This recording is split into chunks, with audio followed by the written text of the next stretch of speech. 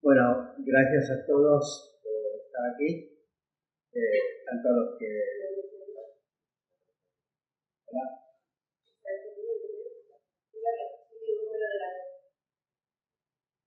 Sí, canal 2.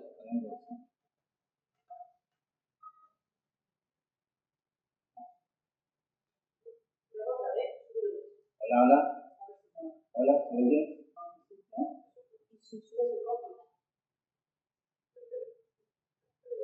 Hola.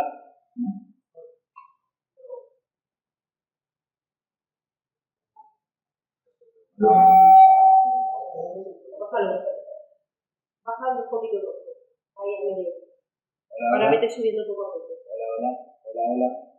Hola, hola, hola. ¿Se oye? ¿Se oye? ¿Se oye atrás? Sí, se oye. Bueno, y ya está. Gracias.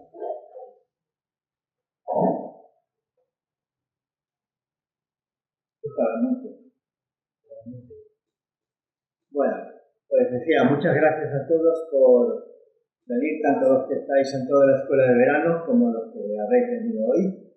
Y bueno, en esta ocasión, como ya se ha informado anteriormente, yo iba a hacer una ponencia, pero como el ponente siguiente no podía venir, porque tuvo otro compromiso, pues resulta que se intentó reemplazar por la Fundación Reitacción y este a su vez tampoco pudo venir. Entonces, como no hubo más remedio, me preguntaron si podía hacer un taller, ocupando toda la mañana. O sea que lo siento mucho por vosotros, pero me vais a tener que aguantar toda la mañana.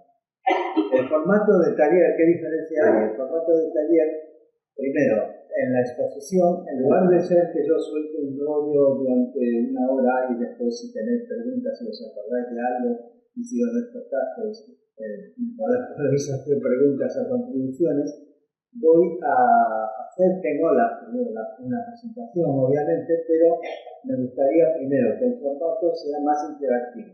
Es decir, que si tenéis preguntas o contribuciones o algo que queráis decir, levantáis la mano y yo a lo sumo os hago esperar hasta terminar la diapositiva. ¿Hay alguna pregunta ya? ¿No empecé ya?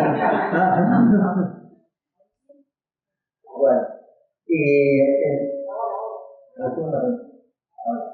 y luego también que tenemos unos ejercicios. Estos, lo siento, no...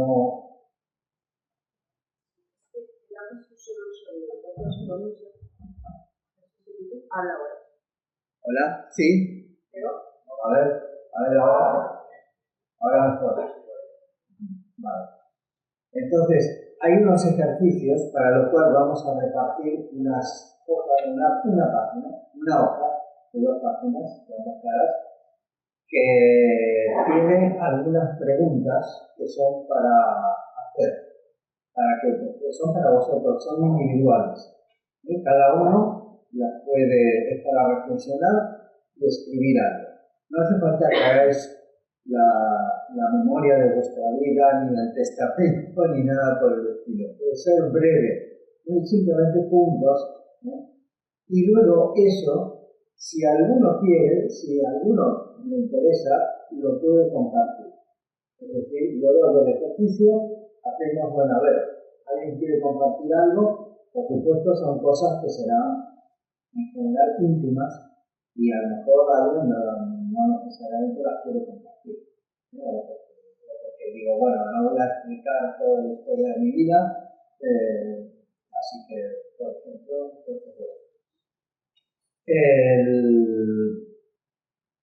bueno, pues entonces, dicho esto, me voy a poner de pie, que si Raquel me da permiso, que a mí me gusta hablar de pie, a ver lo que me aguante. Bueno, entonces, el título de hoy es ¿qué necesitamos para realizar el potencial de nuestro corazón? Este es el título, el tema general de la escuela de verano, es la realización por medio del corazón. Entonces, las ponencias que hubo hasta ahora nos han hablado muy bien acerca de lo que es el corazón, de lo que necesitamos, mejor dicho, de lo que tienen. ¿Está bien? Nos han hablado mucho acerca del corazón desde el punto de vista filosófico, desde los distintos puntos de vista de lo que se entiende por corazón, etc. Tal vez soy problemático con eso. ¿Molesta que esté de ti o...? No. Vale. Bueno, entonces lo que intentamos...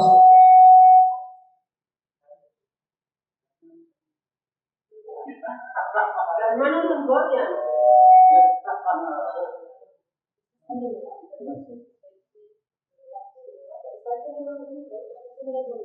Hola.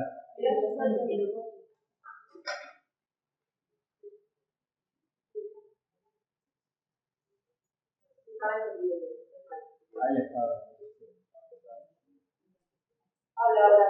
Hola, bueno, entonces decía que lo que intentaremos en el día de hoy es decir, bueno, para esa realización a través del corazón, ¿qué necesitamos?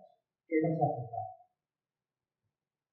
Y vamos a tratar de hacerlo en términos muy prácticos, es decir, aquello que podamos realmente llevar a nuestra vida y al día a día. Bueno, en primer lugar, aunque ya se ahondó mucho acerca de la palabra, de lo que es el corazón y todo, pero creo necesario hacer una diferenciación de los tres significados que tiene la palabra corazón. El primero de ellos es que, no sé si os molesta para... ¿Capo? Por eso que tenía que estar Vale, entonces me voy a poner...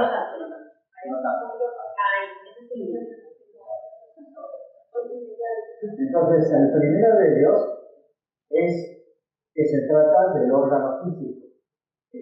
Sabemos que es esencial para nuestro cuerpo, que es el que bombea sangre, etc. Esa sangre hace que todo funcione, porque transporta sustancias, oxígeno, bueno, un montón de cosas, ¿no? Que es lo que más o menos ya sabemos. Algunas cosas que se dijeron son muy interesantes, por ejemplo, que en el corazón hay una red neuronal de 14.000 neuronas aproximadamente, y que por lo tanto a veces se lo considera como un segundo cerebro. De hecho, esa red neuronal se le llama el sistema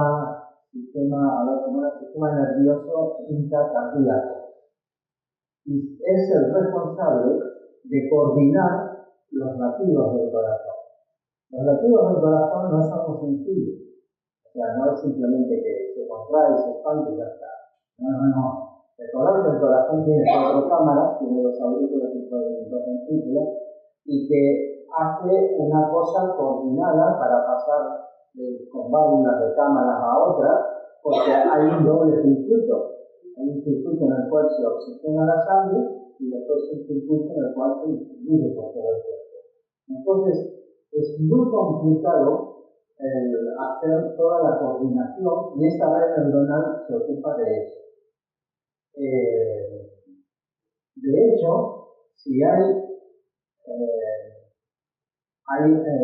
enfermedades o digamos, anormalidades, como por ejemplo la fibrilación auricular, justamente se produce por una realimentación indebida de la señal que pasa a través de esa red, que va a centros que no se deberían contraer en este momento, y se origina una arritmia, una anomalía que puede producir trombos, que tiene efectos y que se trata. O sea que la necesidad de una complejidad neuronal es precisamente para mantener lo que aparentemente nos parece tan sencillo como que bombea pum, pum, pum, no. Es muy complejo, tiene su complejidad. Afortunadamente el organismo lo sabe hacer, que si dependiera de nosotros nos olvidaríamos. Y realmente también se dijo que procesaba las emociones. No hay, bueno, yo todo lo que digo, y esto lo digo en general, todo lo que digo es el resultado de mi investigación y de mis opiniones. Podéis estar de acuerdo, no podéis estar de acuerdo, pero que cada uno luego investigue. Pero no hay ninguna evidencia de que esa red neuronal del músculo cardíaco, del corazón físico, tenga funciones de procesamiento cognitivo de las emociones. Sí hay un vínculo entre esa red neuronal y los centros de procesamiento de las emociones del cerebro, la amígdala y los otros órganos que están relacionados con ello, y sí que influyen mutuamente. Es decir, tenemos una emoción brusca, el corazón se acelera y bombea más sangre para responder al peligro.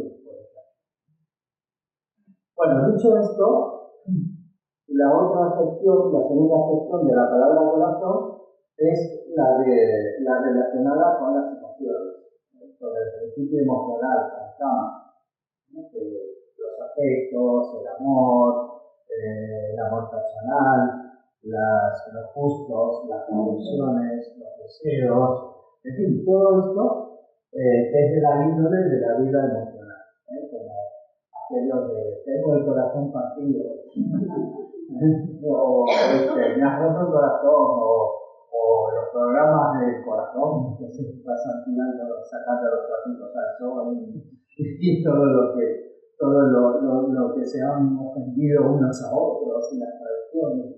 Todo eso es también dentro de la palabra corazón, pero no es la sección que nos interesa.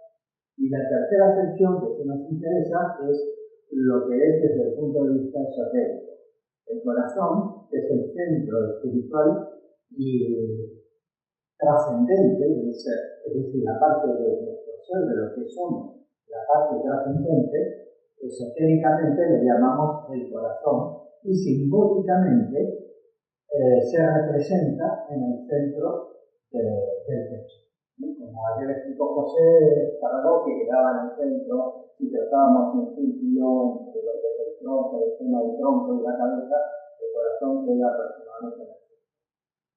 Y entonces, y otra cosa es, se habla mucho de la cámara etérica del corazón, etcétera, pero pensar que, cuidado con esas cosas, porque pensar que lo que es el ser, Atma, Buddhi, Manas, es algo con dimensiones muy diferentes. No tenemos que pensarlo que debe ser como lo físico, ¿no? Eso es una partícula que está metida en algún lugar, una cosa material que está ahí, una fuente de luz, por más que le digamos que es una energía y tal, pero es algo mucho más abarcante. No hay célula de nuestro cuerpo que no esté impregnada, que no esté relacionada con nuestro ser interno. Entonces, sí, está bien que pensemos en un centro, por ese centro simbólico, pero lo mismo es cuando vemos en una ciudad, por ejemplo, en el mapa, a una escala, te ponen en algún lugar, te ponen la ciudad, en el centro. Aquí está Madrid, pero después amplías, y claro, Madrid es grande, tiene distintos barrios y distintas cosas. Entonces, es tener cuidado que no hay que reducir que el corazón esotérico es solamente ese punto, sino que realmente es todo el alma y más. Bueno, dicho esto, vamos a poner unas citas aquí en Luz del Sendero. Un poco demasiado. Vamos a quedarnos aquí. Entonces, en Luz del Sendero, Mabel Collins nos dice: considera muy seriamente tu propio corazón. Considera muy seriamente tu propio corazón. y porque a través de tu propio corazón viene la luz única que puede iluminar la vida y hacerla clara a tus ojos. Esto, claro, no aclara a qué se refiere con el corazón. Sabéis que el lenguaje es poético, en el sendero es poético, místico, y hay que ver más allá de las palabras y ver un poco qué es lo que está diciendo. Igualmente, bueno, hay dos citas que tengo que coger aquí, unas de Radha Mir. Hay un libro que tiene ella, que se llama No hay otro sentido a seguir, un libro muy bueno, realmente es una cosa, que dice, es igualmente fácil confundir un sentimiento de sentimentalismo o emotividad con la respuesta del corazón. Pero no es esto a lo que se refiere con corazón. Con corazón debemos entender Buddhi o la perfección superior. Y también Robin Beta, en otro libro muy bueno también, que se llama Busca del Sendero, dice, escuchar al corazón no es ponerse sentimental, ni significa tampoco una reacción impulsiva o emocional a la vida que nos rodea. Únicamente se puede escuchar al corazón cuando han sido desechadas las condiciones y los motivos del pensamiento. No solamente el pensamiento, sino los motivos del pensamiento. El corazón habla tan solo a una mente purificada. El corazón es realmente el asiento de la expresión espiritual. La inteligencia es aquel estado de la conciencia humana que está abierta y sensitiva a los sucesos del espíritu. Bueno, me siento un poco mal pensando que estoy tapando, que estoy obstruyendo la visión. Sin tapete. Me voy a sentar.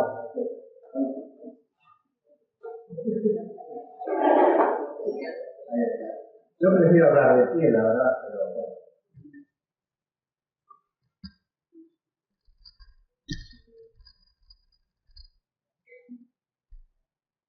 Muy bien, gracias.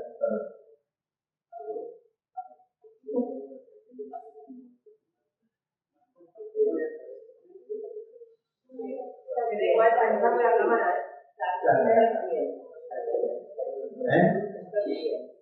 Vale, gracias. Bueno, pues entonces,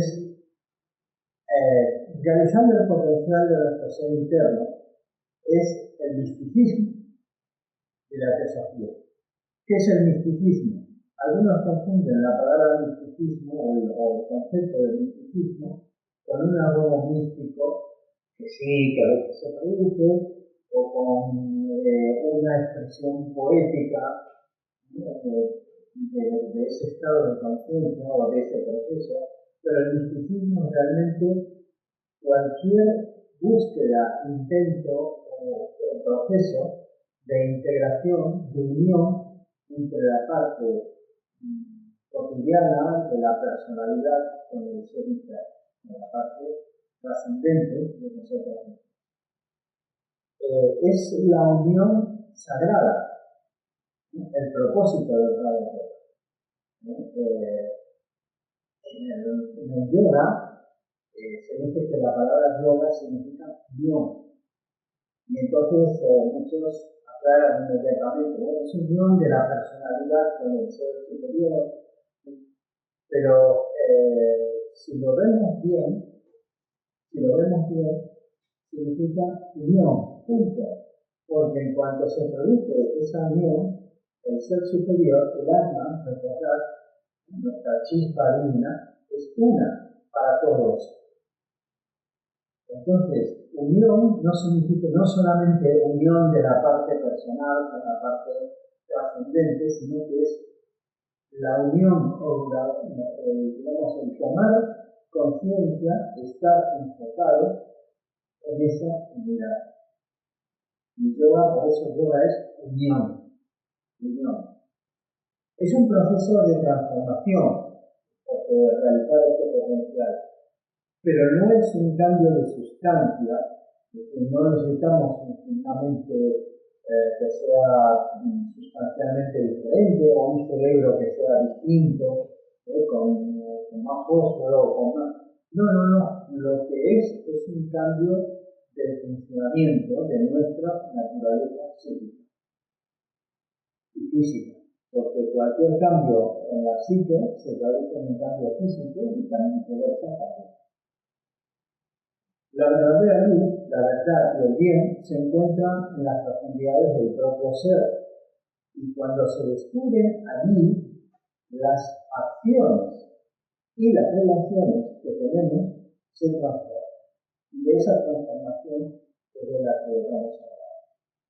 La esencia, bueno, esto es lo que dijimos, la esencia de nuestro ser alma es uno para todos. Por lo tanto, conectar con el corazón esotérico, es decir, con el centro de nuestro ser, es conectar con la unidad de la vida. Muy bien, y ahora vamos a hacer un primer ejercicio que va a ser una pequeña, ¿qué se llama la meditación? Una concentración, una reflexión, para lo cual os voy a pedir primero que hagamos una relajación, tranquilos, que nos pongamos cómodamente en el asiento. No es necesario que cambies la posición, si la posición que tenemos es cómoda, pues es. Y respiramos tranquilamente. No hace falta tampoco que forcemos ningún ritmo de respiración, que la respiración sea natural, pero serena, consciente.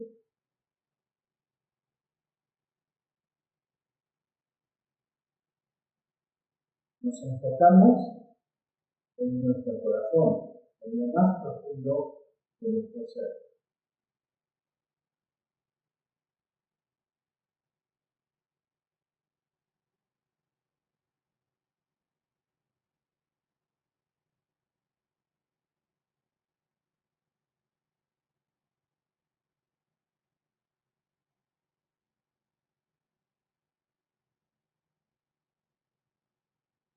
Y ahora trato de reflexionar y de pensar qué significa para mí vivir desde el corazón. ¿Qué significa para mí vivir desde el corazón?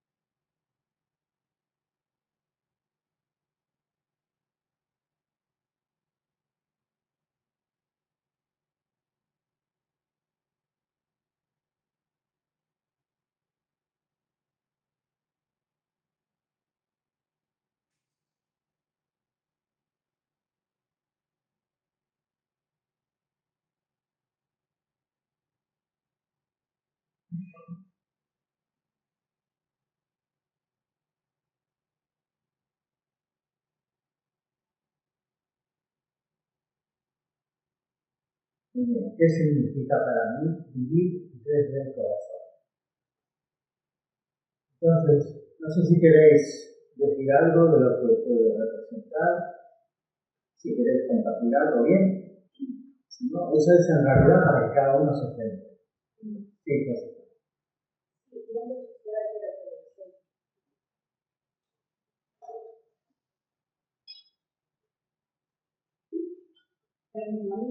No parece muy importante cómo definir la diferencia de los tipos de personas que nosotros entendemos.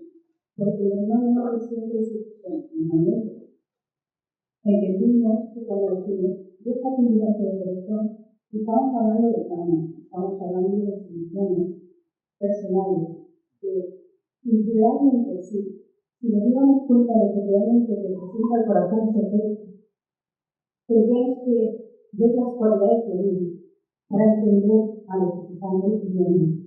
Yo muchas veces cuando he visto a las personas que se dejan mirar por el corazón, he visto que han hecho grandes errores. Fijaros cuando se deja de llevar este tipo de personas que antes se reunían con el tema de la iglesia en la piedad, el daño que se ha hecho en la humanidad. ¿Cuántas guerras han hecho en nombre de Dios? En nombre de bien, ¿no? Entonces, fíjate, yo siempre estoy con esa idea de no, por favor, hay que aumentar el discernimiento. Por eso tiene que ser un poco de la mente y y lo que has dicho, porque no han dicho todo eso, porque está enfocado en esa dimensión. Hay una cosa que me parece muy interesante, porque eso llega también siempre me ha tocado mucho de lo que estoy comentando, ¿no? Que va a la dirección de tus ambiciones. Me gustó mucho cómo Pablo Singer definió ese corazón espiritual. Ese corazón espiritual, sobre todo yo creo que era por este Dios que yo he tenido antes, lo definió y dijo que en palabras de base era humana y humana. Todo aquello que tiene que ver con esa parte superior, con ese trabajo con la humana, es lo que podemos definir en nuestro nivel físico como esa parte superior. Mientras tanto, tendremos y no interpretemos es lo que nos comentamos, porque no de las emociones y no utilizar el pensamiento en el mecanismo. Así que gracias, porque de verdad que la definido bien. Y por eso para mí ¿qué significa el corazón? Precisamente intento que sean todas las partes más elevadas que tenemos cada uno de utilizar el discernimiento para que se enfoque en ese día, ¿no? Y poder hacer, por lo menos, enfocarnos en tratar de no hacer más daño. A veces eso es el corazón.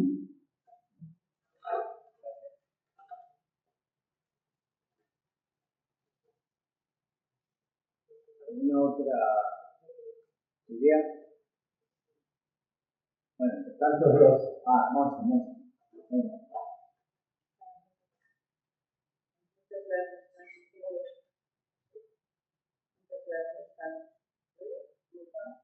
Una conocida. Muchas gracias, Carlos. Yo para mí, eso es muy simple. Para mí es vivir con autenticidad. Sencillamente.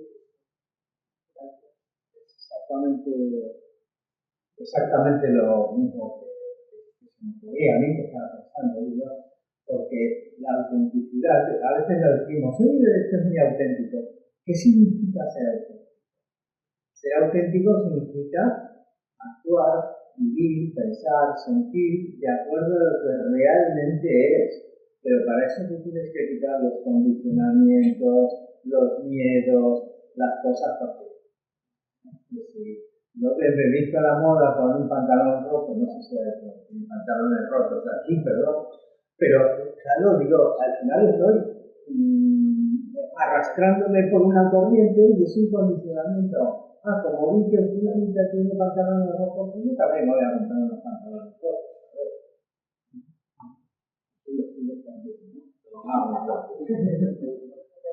Sí, también. Como la palabra autenticidad que acaba de mencionar,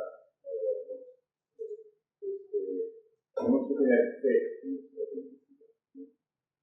Tenemos que creer en ella, pero tenemos que esforzarnos y trabajar para que no sea eclipsada por la mente.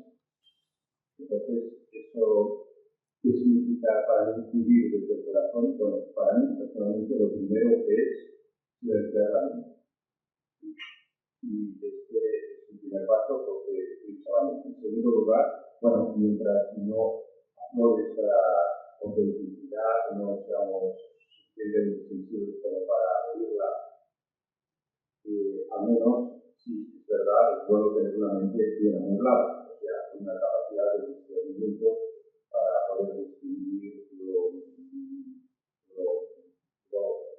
lo más verdadero de lo que podamos ver de los usuarios, ¿no? Sin embargo, en cuanto al discernimiento, primero, la mente tiene su propia agenda, que no es necesariamente la misma que el corazón. La mente ha sido diseñada para sobrevivir. Nos han entrenado desde niños a creer en la mente, a creer en que los pensamientos que tenemos son verdad, o serán verdad en el futuro.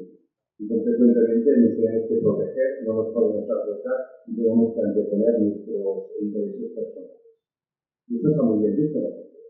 Y se aplaude. Y se votan políticos que dan ese perfil, ¿no? Entonces, hay algo más, ¿no? Entonces, discernimiento, hay otro aspecto y es que siempre el futuro o lo que pueda suceder es borroso, incertidumbre. Entonces, gestionar la incertidumbre no estamos muy bien preparados. Es donde el ser humano donde se siente más incómodo, en la incertidumbre de lo que sucederá. Y jamás tendremos el 100% de los datos para hacer el discernimiento recto. Y si queremos realmente tener el discernimiento recto, pues tenemos que empezar a escuchar nuestro corazón.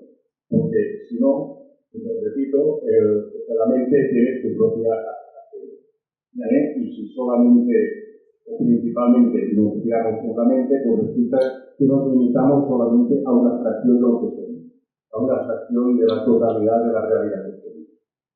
Gracias. Muy bien, gracias. Bueno, vamos a hacer. Sí, claro. Vale, para mí el corazón ya no tiene la misma connotación que el posee, ¿no? Porque las vísceras serían para mí la parte emocional. El corazón implicaría ese estudio, comprensión, que vamos mirando a través de eso, la meditación, la lectura, el estudio.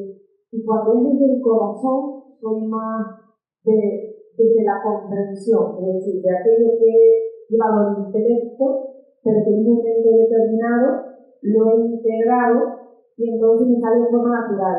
Para mí no intervendría la mente en ningún momento, pero sí habría hecho su labor. Es decir, que a través de la mente vendría el conocimiento y actuaría desde el corazón, porque es donde yo lo siento, porque sería la coherencia del conocimiento.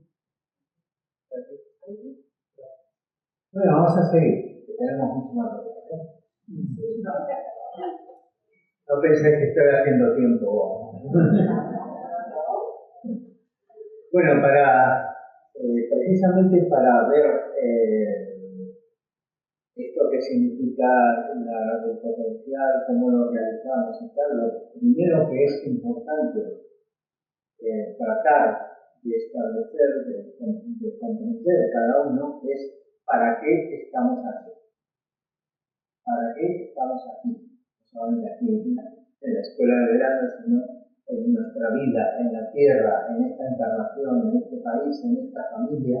¿Para qué estamos aquí? Necesitamos una comprensión gradual de quiénes somos y para qué estamos aquí. Porque ese es nuestro dharma. ¿Cuál es el propósito de nuestra vida? ¿Cuál es nuestro dharma en esta encarnación? ¿Qué tengo que hacer? ¿Qué espera el ser interno, mi ser interno, y a veces es mi yo superior? No me gusta porque no es un yo, es justamente todo lo contrario, es integrativo, integral, holístico. Entonces, ¿qué espera que esta personalidad, esta encarnación, este cuerpo haga en esta ocasión? Padre Bornier, nuevamente en el libro No hay otro señor así, dice: una búsqueda de la verdad puede ser nada más que un deseo de autosatisfacción suprema. Pero la indagación en la naturaleza de la existencia debe ser necesariamente impersonal. A veces decimos, somos buscadores de la verdad, busco la verdad, nos ponemos a leer y ver cosas abstractas en lo que dijo esto y lo que dijo el otro, pero la indagación es diferente. La indagación es tratar responde más bien al tercer objetivo de la sociedad, investigar las leyes aún no explicadas de la naturaleza y las facultades latentes en un individuo. Leer y saber, continúa diciendo Rada, leer y saber sobre lo que otras personas dicen, aunque pueda ser interesante, y de hecho valioso, no es indagación. La indagación debe suceder en el corazón.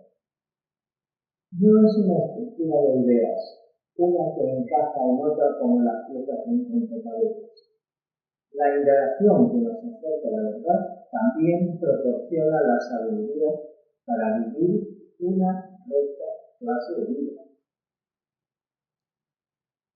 Cuando hacemos esto, obviamente no se puede obtener una definición verbal de para qué estamos aquí, no sirve para mucho. Voy a escribirlo, a ver, yo pienso que estoy para desarrollar mis facultades superiores. Bueno, es una idea copiada, adquirida, leída en un libro, compuesta o que se me ocurrió, etc. Lo que es interesante es es una sensación, más que un pensamiento concreto, como una dirección.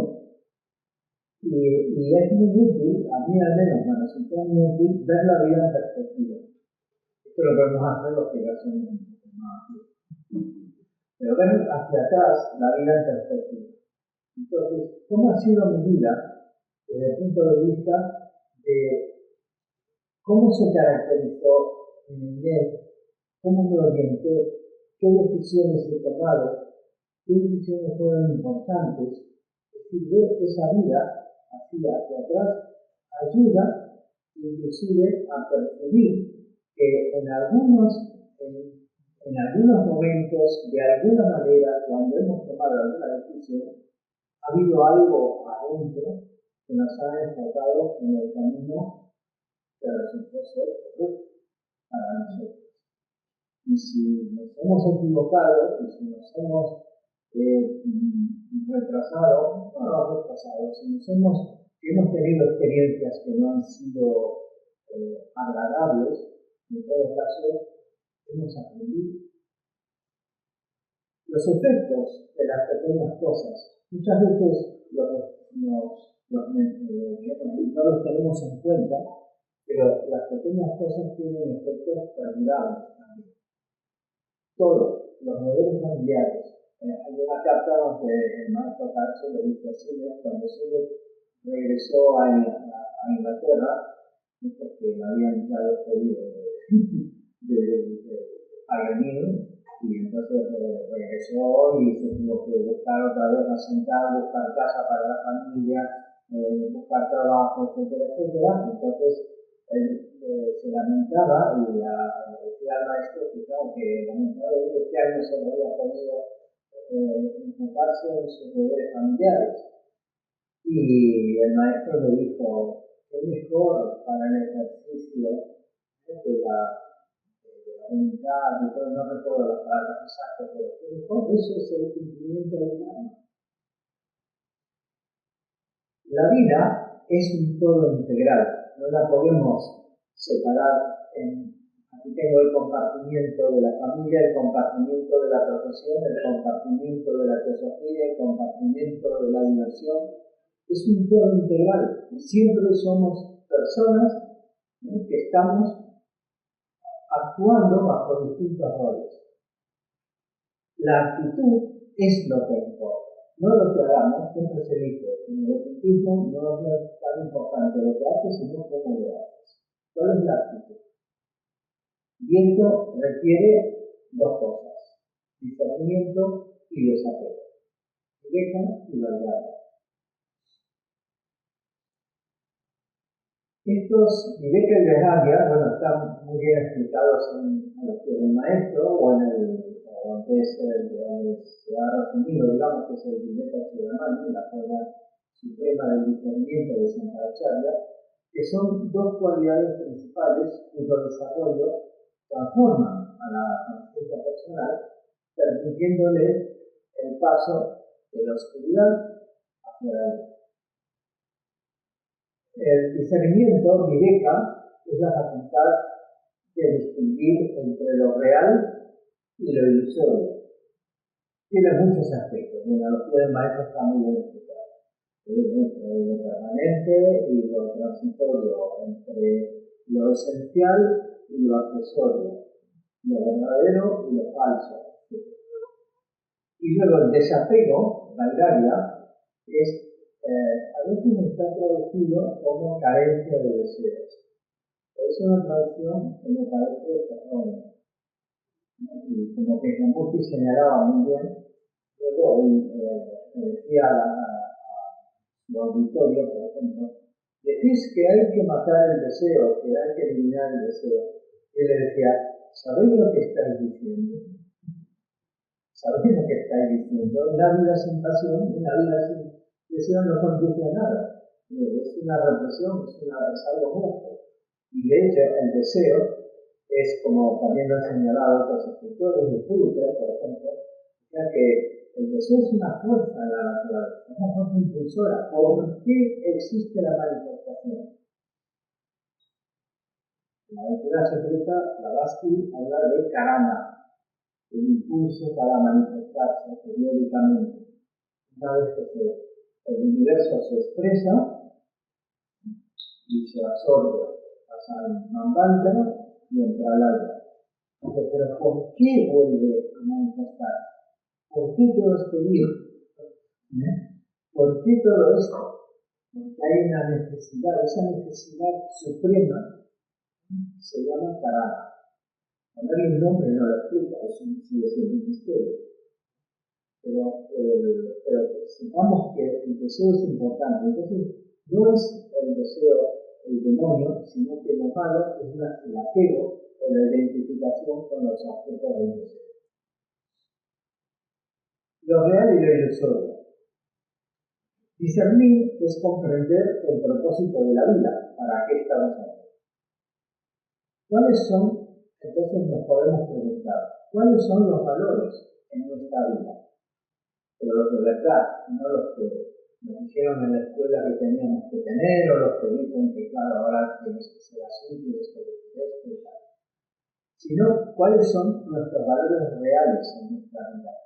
Que traducido en otras palabras es a qué dedicamos nuestros esfuerzos. Y decimos que somos muy espirituales, pero nos la pasamos en diversión, viendo películas, series de Netflix, etc. Pues claro, difícilmente vamos a coincidir una cosa con la otra. Entonces, ¿qué representará todo ello, estos valores, a qué nos dedicamos, etcétera, al final de nuestra encarnación? Porque todos tenemos un final. ¿Nos dedicamos a los valores reales de la vida o nos dejamos arrastrar por las corrientes y acontecimientos? Sí, yo es que realmente quiero, pero es que mira, tengo problemas familiares, tengo esto, tengo lo otro, tengo que trabajar, tengo que... Sí, de eso va la vida, justamente. Lo que pasa es que es cómo lo hacemos. Los valores no se contraponen a trabajar, a tener obligaciones, a tener familia, para nada. Están enraizados. O mejor dicho, ese es el campo de aplicación de esos valores. La distinción entre lo verdadero y lo falso. Si queremos pasar de las tinieblas a la luz, tenemos que descubrir, quitar el velo que oculta la verdad que está oculta detrás de las apariencias.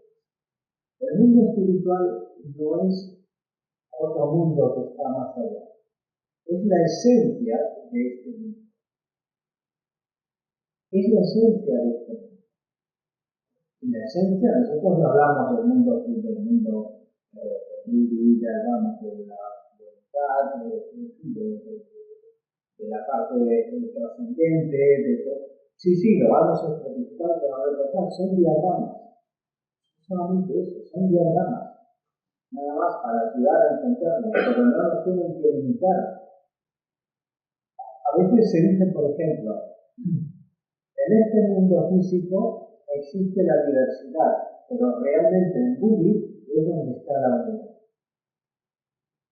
No. Si hay unidad, inclusive en el físico, como la física moderna, como la teoría, como la cuántica, está descubriendo partículas que no quiero entrar en detalle. Ahí no me tiré de la lengua, que me cuesta poco. Partículas entrelazamiento cuántico. Partículas que están separadas, pero son lo mismo. Afectas a una y afecta a la otra inmediatamente. Y no es que hay una información que viaja de una a la otra, sino que constituyen un sistema único. Pero ¿cómo? Son dos partículas que están separadas. Sí, pero son una. La teoría de los campos cuánticos, que dicen que mira, todo esto que ves, todos los electrones, todo esto, las partículas no son la unidad fundamental de la naturaleza, sino que son campos. Los campos que rellenan todo el universo, y las partículas son como perturbaciones, cosas en esos campos. Y entonces todos compartimos el mismo campo de electrones. Los electrones de Daniel, los de Clarissa, los de Raquel, están todos en el mismo campo que los niños. Entonces hay una unidad, pero no la vemos. Cuando la conciencia, cuando la conciencia está en el mundo único, entonces sí está contemplando la unidad, viva la unidad. Cuando la conciencia está más abajo, es más difícil de ver. No imposible del todo, pero es difícil de ver. Para discernir lo verdadero y lo falso debemos ejercitar el pensamiento crítico. No quiere decir criticar permanentemente, sino ejercitar un pensamiento crítico. ¿Qué es un pensamiento crítico? Un pensamiento donde se inquiere, se pregunta, ¿qué hay de verdad en eso? Y aceptar la incertidumbre. Muchas veces no sabemos si esto es así o es así, pero habrá una incertidumbre. Tener lo que decía Krishnamurti como el juicio preferido. Es decir, nosotros nos planteamos la pregunta y no tenemos la respuesta.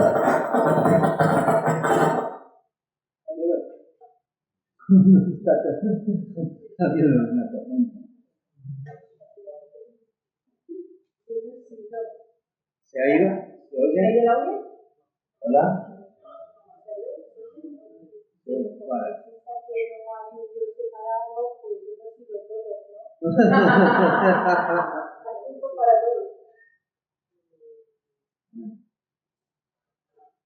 No pasar falsas noticias. Este es un defecto muy común, inclusive entre teólogos. No pasar falsas noticias, bulos, teorías de la conspiración por las redes sociales. Muchos dicen, bueno, no sé si es cierto, que yo por las dudas lo paso. Eso es hacer un daño, causar confusión, aumentar la confusión en la gente. Si no podemos descubrir si es verdadero o no es verdadero, lo podemos comprobar. Hay cosas, bueno, yo he recibido cosas como de tal fecha a tal fecha, Marte se verá del mismo tamaño que la Luna. Y luego te lo repiten. Y cosas que han circulado de hace 10 años, qué sé yo, te lo van repitiendo que va a pasar y que la NASA dice que no sé cuándo. No hay que ser tan cándido.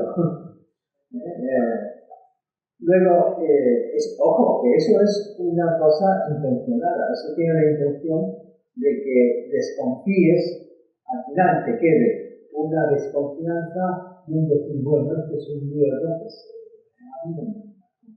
Historias, mejor me dedico a tomar mi cervecita en la terraza y a poner las patatas fritas y ya está.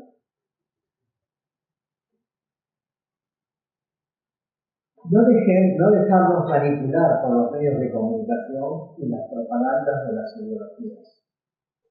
Intentan por todos medios de que nos polaricemos. ¿Tú eres de derecha, de izquierda? ¿Eres feminista? ¿Eres machista? ¿Eres esto? ¿Eres ideologías de género, ideologías económicas, ideologías de todo, de Real Madrid, de Barça, de lo que sea. Entonces, pero todo eso es también que quieren un mundo dividido, inseguro, con miedo, es más fácil de manipular y es más fácil de llevar hacia donde quieren. Entonces nos debemos preguntar, ¿somos veraces en nuestra vida? No, mira, sí, yo siempre digo la verdad, pero, por ejemplo, ¿exageramos lo que nos conviene?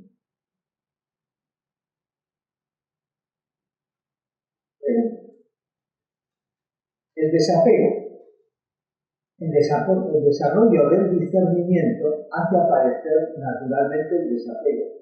Antes lo representaba como un anillo que tenía dos cosas, la parte cubierta, el discernimiento, y luego la parte del desapego. Voy a volver para atrás, si no te molesta algo. Aquí.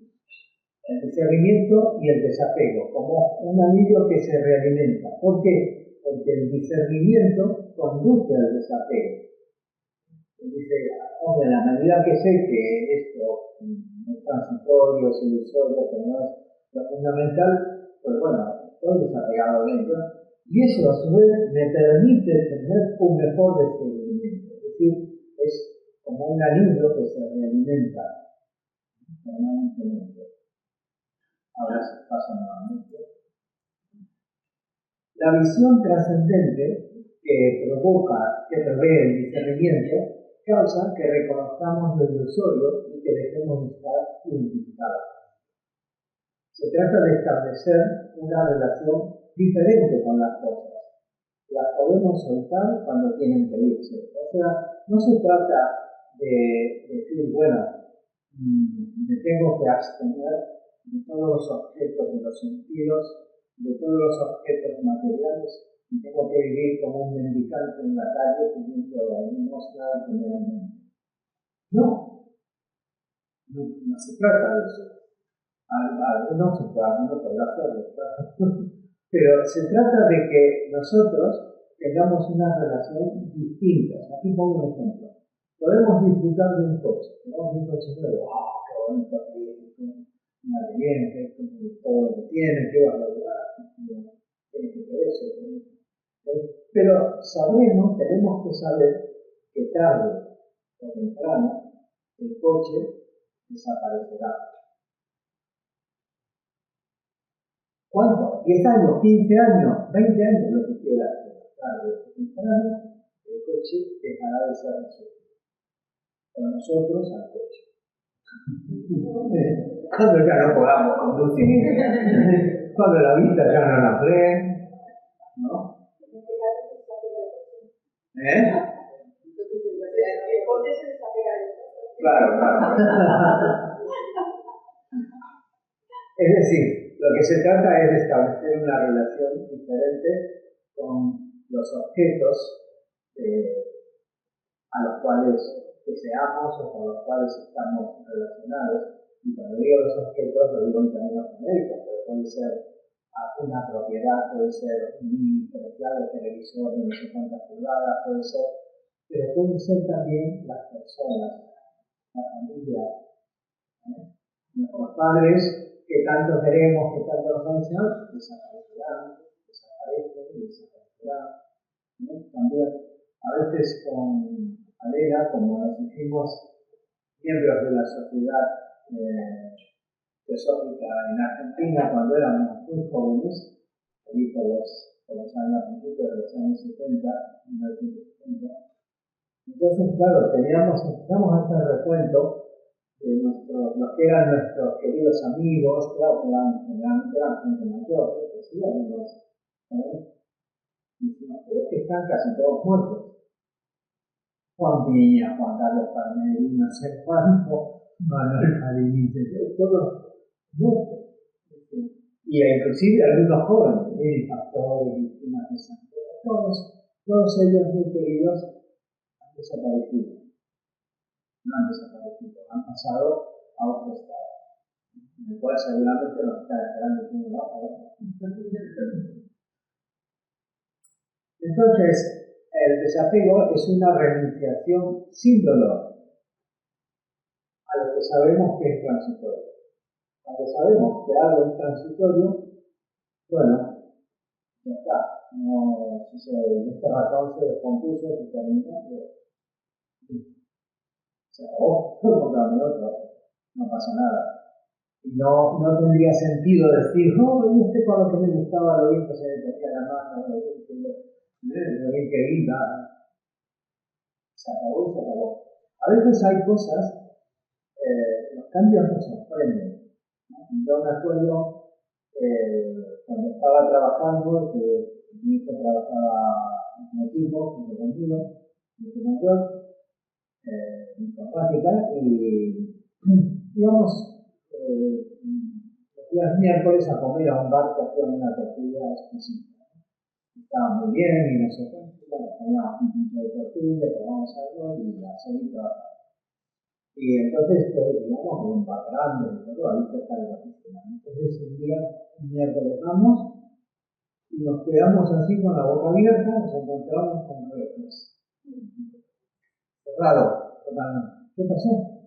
Cerrado totalmente. Y así me pasó varias veces, cambian las cosas, y nosotros estamos ahí, si estábamos apegados a eso, pues desapégate, porque se terminó. No hay más tortilla. No hay más tortilla, por lo menos 2 años. Entonces, bueno, esto es lo que decíamos, no solo estamos apegados a las cosas y a las personas, sino también a las circunstancias, aquello que estamos acostumbrados a hacer, la tradición, nuestra costumbre, no sé cuánto. A nuestro yo pequeño, como dice Isaac, y a nuestra propia imagen. Y esto, fijaos, aceptamos el cambio de imagen que nos producen los años, lo aceptamos y vaya.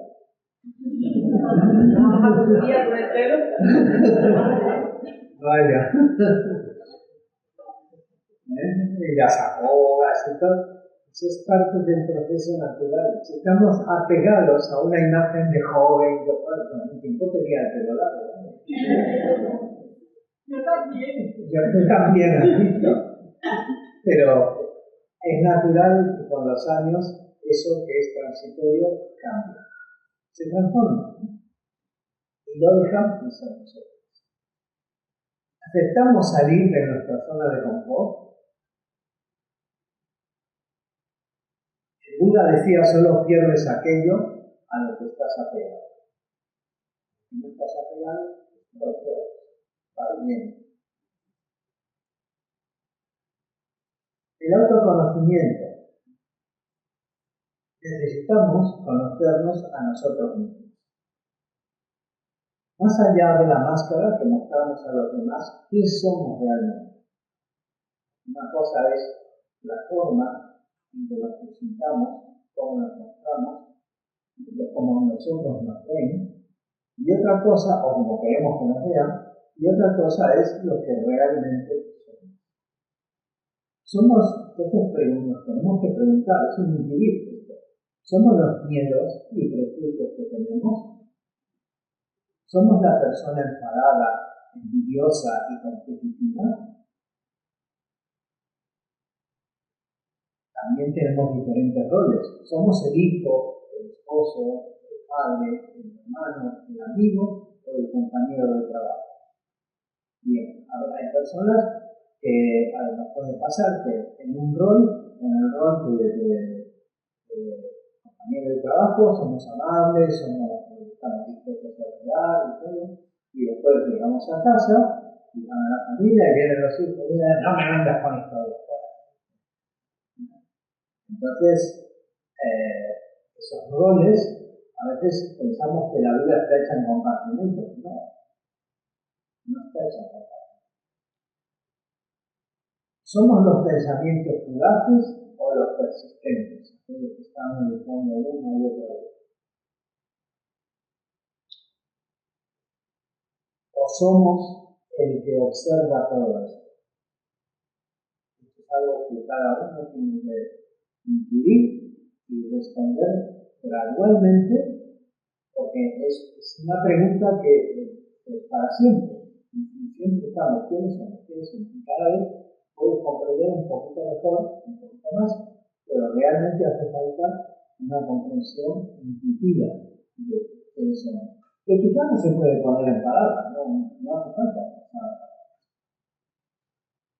En el templo de Apolo, en Delfos, decía, conócete a ti mismo. La mente es dual, es una sola, es vaga, pero se expresa como un principio igual, está polarizada. El mana superior y el mana superior. La mente conecta el ser interno, el alma uni, con la personalidad. Eso es lo que sirve de conexión y es lo que permite precisamente la evolución, todo este lío de la autoconciencia. La mente superior forma parte del ser interno, de lo que verdaderamente somos, de forma trascendente, y que es relativamente permanente. ¿Por qué digo relativamente permanente? ¿Por qué no digo que es eterno? Porque también se disuelve en el término de un mantra. Que también se disuelve en el término de un mantra. Todo el universo manifestado, algún día, como nos podemos imaginar, pues se reabsorberá paulatinamente, ya sea al final de la cadena, al final del universo entero, y también no es que desaparezca del todo, porque si no pues sería un eterno repetir, sino pero que al final esos principios como tales, esa estructura, se disgregan. En el budismo se dice, todo lo que es agregado se desagregará. Y por eso ellos dicen que no hay nada eterno. Y algunos lo confunden, algunas corrientes budistas dicen, no, el budismo dice que no hay nada, que no hay un ser interno, un ser que esté permanente, y que por lo tanto eso es mentira, que solamente son unos escándalos que andan por ahí. Bueno, no tiene sentido, no tiene mucha lógica. Y la mente inferior forma parte de la personalidad, que es efímera, se asocia con las emociones, con kama, formando el kama mana. Aporta las motivaciones, los deseos, el amor personal, la percepción, el razonamiento y también miedos, odios, astucia y juicios.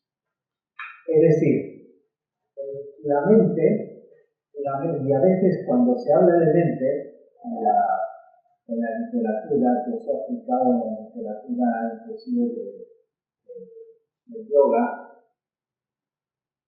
o en otras literaturas habla, en realidad se están queriendo referir al kama mana, a la parte mente y emoción, la mente concreta y la emoción están trabajando estrechamente unidos.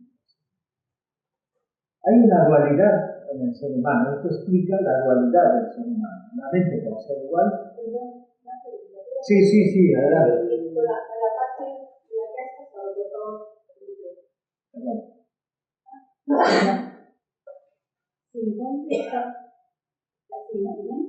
Entonces, como bien dice ahí, la mente interior forma parte de la personalidad. Primero, se asocia con las emociones también, formando como mano.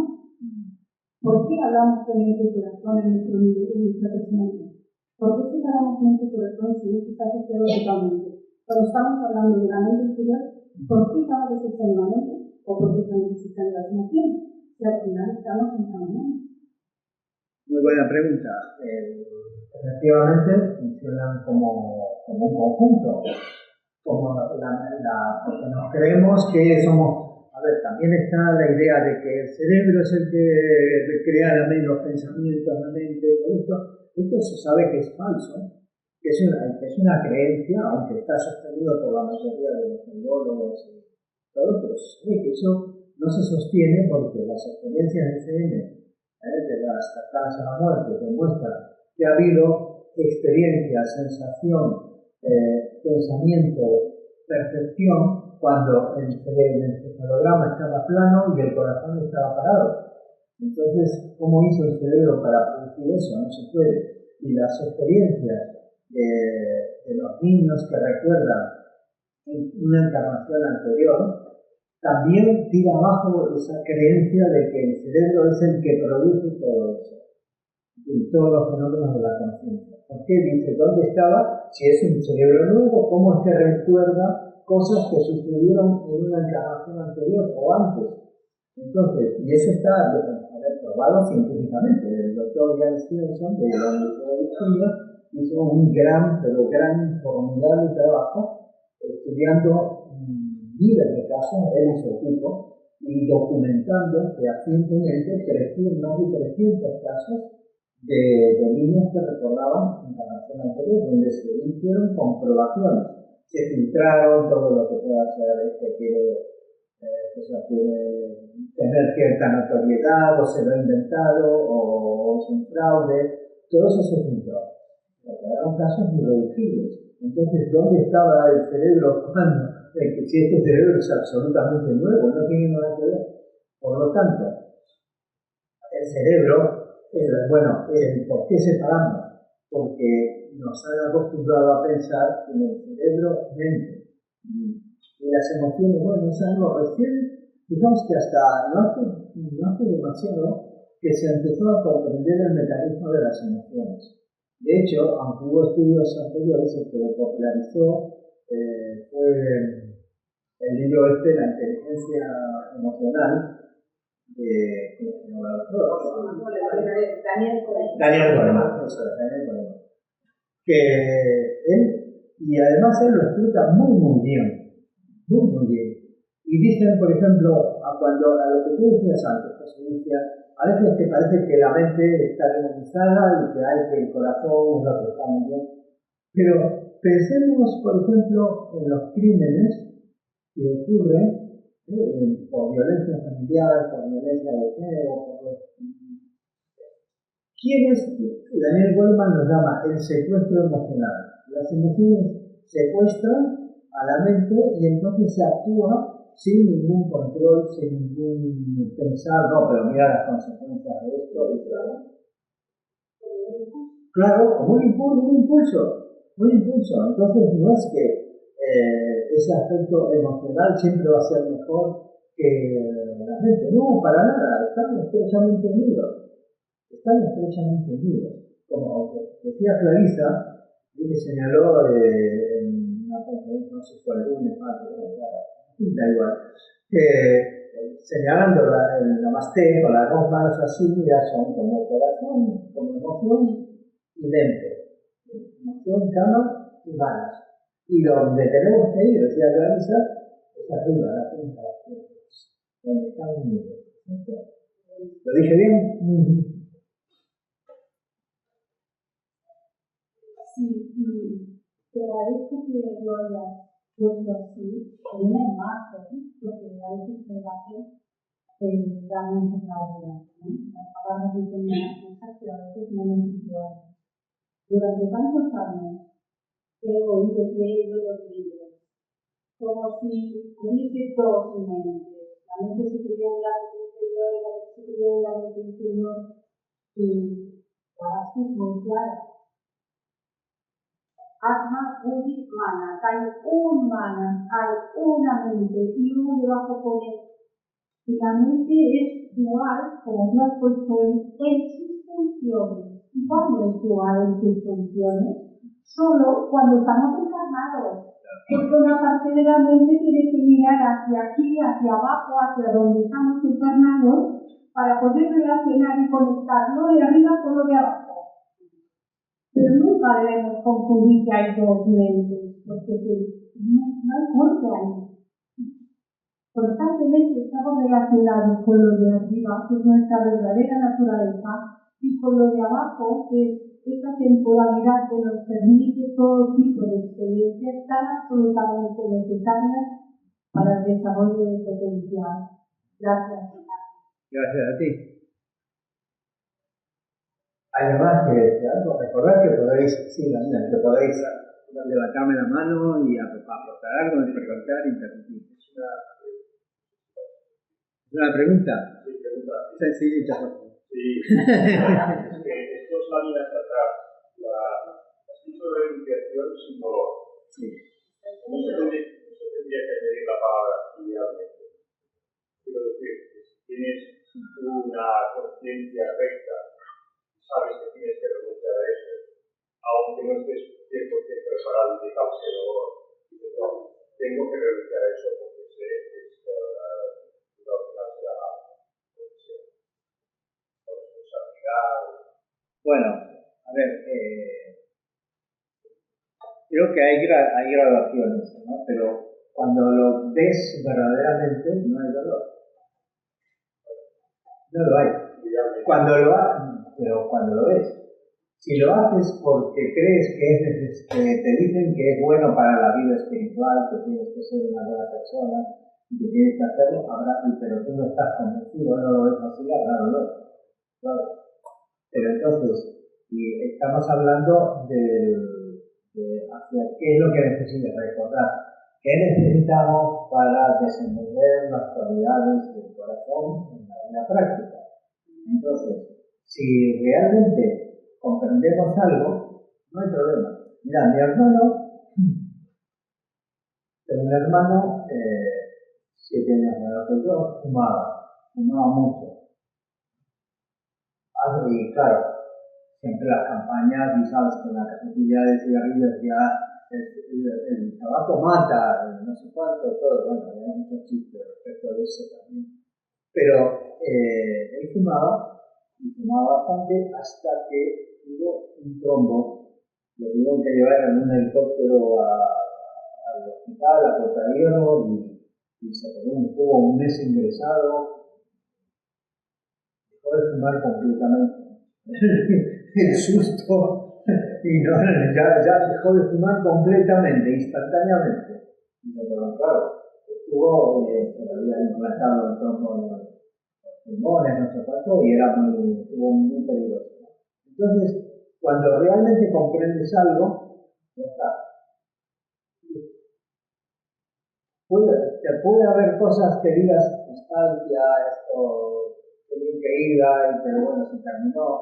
Sí, puede haberlo, efectivamente. Pero digamos, lo que se dice dolor, si lo comprendiste, que ya te sabía que esto ya no lo necesitabas, que era un obstáculo, no es así. Mira, yo, tuve una experiencia que igual tampoco es tan relevante, pero bueno, yo en mis años de juventud era chaval y me gustaban mucho los slot cars, los escaletes, la pista esta de competición, pero a mí lo que me gustaba, más que conducir, era fabricar los coches. Yo hacía los chasis, hacía unos coches muy buenos, competía, ganaban. Y llegó un momento, además fue cuando me empecé a poner en contacto con la filosofía, que dije, vale, esto me gusta, pero ya no lo necesito. Y regalé todo lo que tenía. Algunos de después me arrepentí porque nunca pensé que se lo podía haber dejado a alguno de mis hijos, pero regalé todo lo que tenía, los que me habían ayudado, mis amigos que estaban en el y todo. Entonces, ¿realmente me dolió? No me dolió, y me gustaba, y me sigue, vamos, si me pones en una pista, igual de poco ahí, pero es así, cuando lo ves, dices, bueno, ya está, ya cumplió su ciclo. Ahí no hay dolor. Cuando pensamos, es que la palabra idealmente da la impresión de que decir, bueno, sí, esto en teoría, pero en la práctica, cuando hacemos esa distinción entre teoría y práctica, estamos cometiendo un error. Porque si lo hacemos, no porque estemos convencidos, sino porque algo nos dice o hemos leído que es necesario hacer así, pues ahí tenemos un problema. Krishnamurti dice, por ejemplo, si una parte de la mente intenta controlar a otra parte de la mente, ustedes hacen esto porque han leído que tienen que hacer así y esto, Eso no funciona, siempre origina tensiones, conflictos, violencia, es una especie de violencia que estamos haciendo. Bueno, el planteamiento es, sé que no estoy 100% preparado, pero también sé que es la decisión que tengo que tomar. ¿Y cómo sabes que es la decisión que tienes que tomar?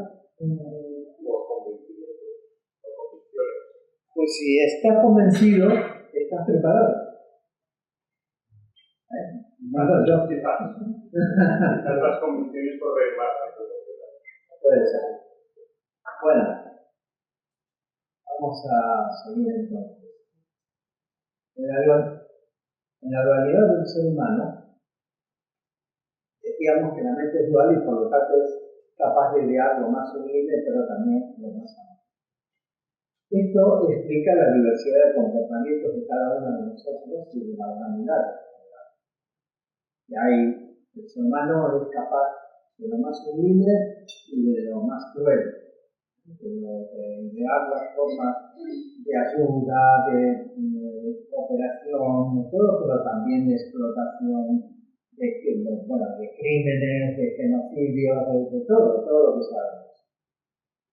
Entonces, hay un cuento, seguramente lo conocen, muchos de vosotros lo conoceréis, el del lobo bueno y el lobo malo, que hay un estudiante, bueno, hay varias versiones, pero un estudiante, un discípulo le pregunta al monje, a un maestro Zen, ¿por qué el mundo está así? Entonces dice, mira, en cada ser humano hay dos lobos, un lobo bueno y un lobo malo. El lobo bueno hace cosas maravillosas, es capaz de amar, de querer, de proteger, etc. Y el lobo malo hace cosas monstruosas y es capaz de la crueldad, de aprovecharse, de todo. Y los dos están en pugna entre sí. Y entonces el discípulo le pregunta, el aprendiz le pregunta, maestro, ¿y cuál triunfará? Y entonces él le dice, aquel que alimentes. ¿Qué lobo alimentamos? ¿El lobo bueno o el lobo malo? Nos hacemos eco de todo lo malo en el mundo, mira las noticias como están y leyendo las noticias de esto, de otro. Ahora que conozco internet, antes por lo menos leías al texto porque estaba bastante bien y leías eso. Ahora dentro de los diarios, las noticias por internet, no sé cuánto, claro, puedes leerte y después estar todo el día. Y lamentándote, digo, mira lo que pasó, que además si es bueno, no es noticia, si es malo, sí es noticia. Entonces, lo que hizo Trump, lo que hizo esto, lo que hizo Netanyahu, lo que hizo estamos alimentando el lobo malo. Y no quiere decir que no tengamos que saber qué hay en el mundo, pero vamos a algo que realmente tenemos que comer, a lo bueno.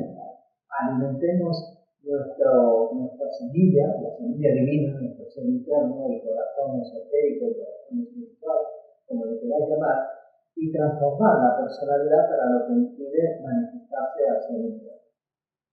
¿Cómo alimentamos el corazón? Alimentamos al ser interno con experiencias, pensamientos y emociones inspiradoras, bellas y verdaderas.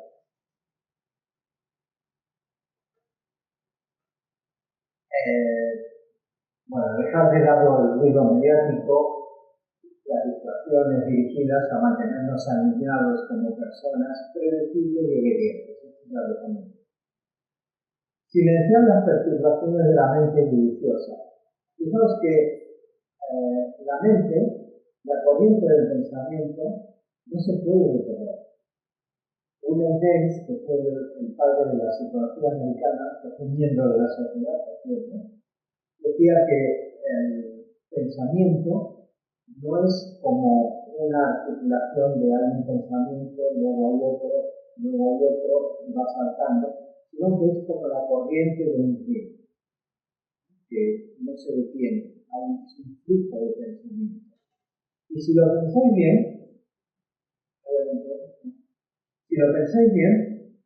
la palabra manas, la mente, tiene la misma raíz que manantial, maná, emanación.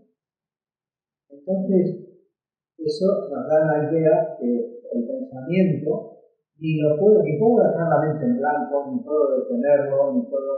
Cuando decimos, ¿qué queremos decir cuando decimos tenemos que silenciarlo? Simplemente que el pensamiento puede discurrir, como suele hacer, como a borbotones, como el agua de los rápidos de un río que van entre las piedras y saltan por aquí, o puede discurrir serenamente como un río de llanura. Si discurre serenamente, entonces puede reflejar la luz del exterior y la imagen del exterior, puede reflejar la luz del exterior. Pero esto lo dice Taini también con otros ejemplos y esto es el ejemplo clásico. Pero entonces lo que necesitamos es cultivar esa mente silenciosa que observa, escucha y atiende. Observa, escucha y atiende. Si digerimos bien el dolor, inclusive aunque las experiencias sean dolorosas, hay experiencias alegres y experiencias dolorosas. Si digerimos bien el dolor nos ayudará a despertar y a crecer. No es que seamos masoquistas, tenemos que tener experiencias dolorosas. No, es que realmente toda experiencia que siempre tratamos de evitar el dolor, por supuesto, pero a veces en eso hay que también tener cuidado. Pero bueno, no vamos a desviarnos por ahí.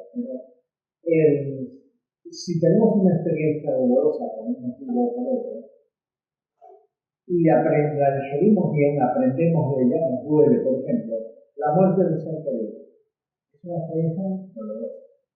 Es inevitable, no podemos hacer nada.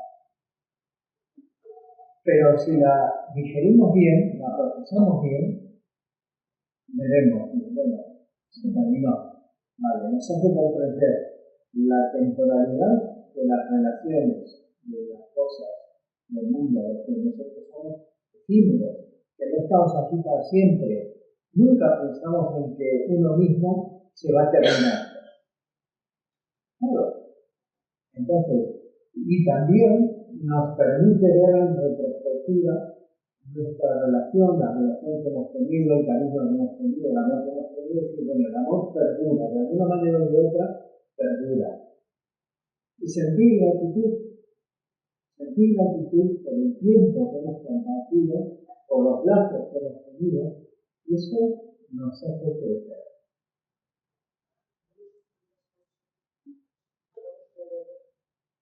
¿Cómo? Sí, pues son las 12. Hacemos un descanso ahora y luego nos quedan, existe y ocurre por las circunstancias, porque por eso. El sufrimiento es la reacción que tenemos frente al dolor.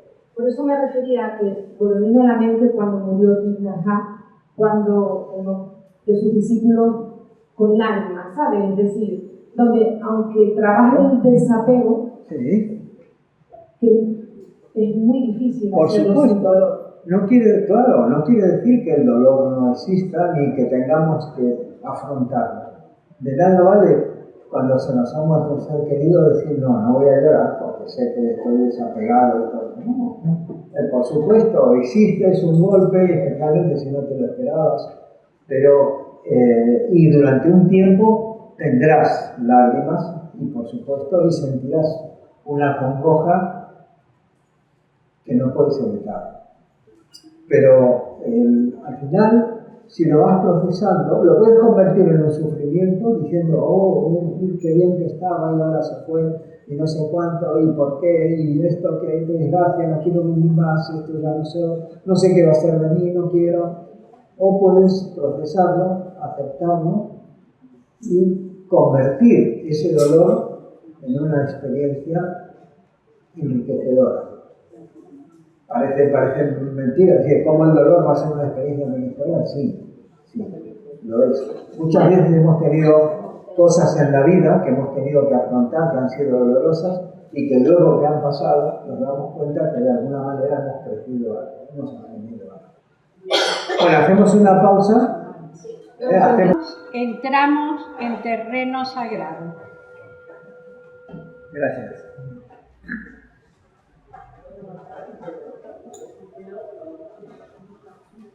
Muy bien. Vamos a continuar.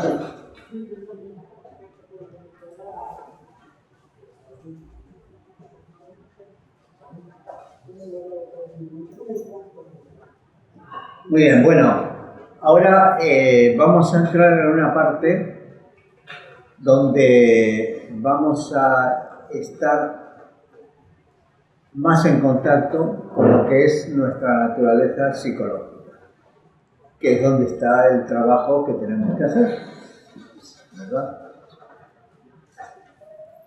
Del trabajo se trata de conocernos a nosotros mismos, identificando aquellos aspectos de nuestra naturaleza física y psicológica que resultan un impedimento.